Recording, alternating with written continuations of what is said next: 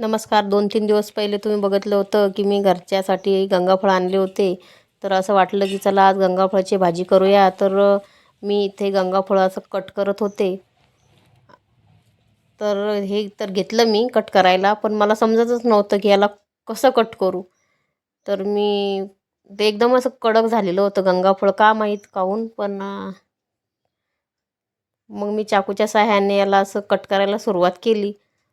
ते खूपच असं एकदमच कडक झालं होतं. मला तर अजूनपर्यंत कळलं नाही की गंगाफळ एवढं कडक कसं काय झालेलं आहे.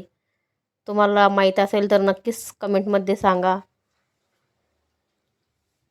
आता कसं तरी करून मी ते गंगाफळ एक कट केलं आणि कट करता वेळेस मला नंतर आठवलं की माझी आजी ना काय करायच्या, त्या असं गंगाफळ असं वरूनच आपटायचं आहे आणि त्याचे असे 2 तुकडे व्हायचे. तर माझ्या पूर्ण गंगाफळ कट करून झाल्यानंतर जेव्हा मी हे गंगाफळ तोडायला लागले, त्यावेळेस मला माझ्या लक्षात आलं की अरे हे गंगाफळ तसे फोडून आणि मग नंतर कट करतात.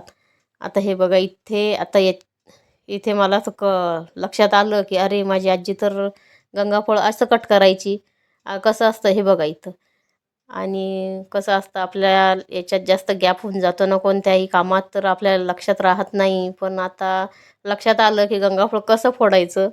आता पुढच्या वेळेस मी असं आपटूनच गंगाफळ फोडेल, कारण हे खूपच त्रास देतं. तर मी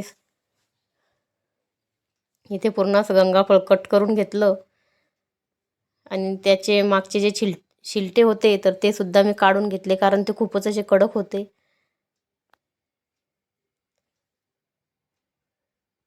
कोणत्याही कामात जास्त गॅप झाला ना तर आपल्याला ते लक्षात नाही राहत.